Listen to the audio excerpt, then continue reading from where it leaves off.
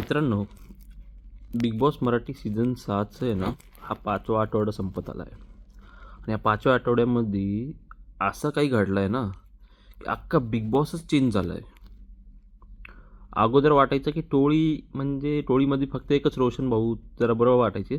बाकी सगळे फक्त भरतील असं वाटत होतं. विशाल, रुचिता, अनुश्री हे असं वाटायचं की फक्त भांडणे करायला आलेत. बट ह्या आठवड्यामध्ये ह्या लोकांनी असा गेम खेळला आहे की ह्यांच्या टोळीमधलं एकही व्यक्ती नॉमिनेट नाही झालेलं. सगळे झालेत तर अपोजिट डायरेक्शनमधलेच. मग ह्याच्यावर असं काय म्हणतात आपलं विचार करण्यावर असं वाटतंय की आणि ह्यावेळेस जे स्ट्रॅटर्जी वापरलं ना, म्हणजे आपल्याला जे चाणक्यपणा ते लई जबरदस्त वापरलं आहे. आणि त्याच्यामध्ये अनुश्री ज्या मुलीला चोर समजायचे ना, फक्त चोरी करताना दिसायचे, समोरच्या व्यक्ती स्वतःच्याच माणसाला स्वतःच नॉमिनेशन केलेत. ह्यांच्या टीममधून एकही नॉमिनेशन नाही झालेलं. म्हणजे नॉमिनेशनच्या टास्कमधून आपल्या व्यक्तींच्या सगळ्यांचे आपले व्यक्ती कोणीही तिथं नॉमिनेशन नाही झालं पाहिजे.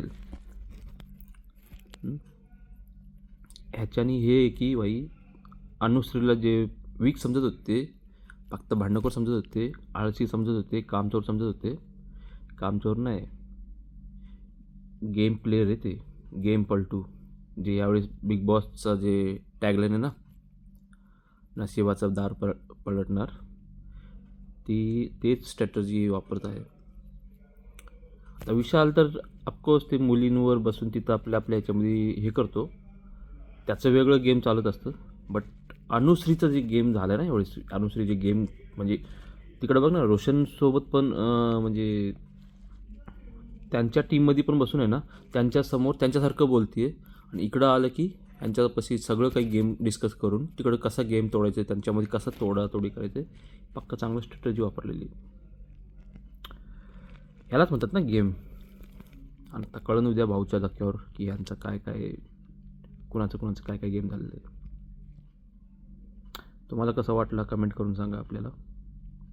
आणि नेक्स्ट कुणाच्या बाऱ्यामध्ये डिस्कस करायचं आपल्याला कमेंट करा, त्याच्यावरती एक व्हिडिओ बनवतो.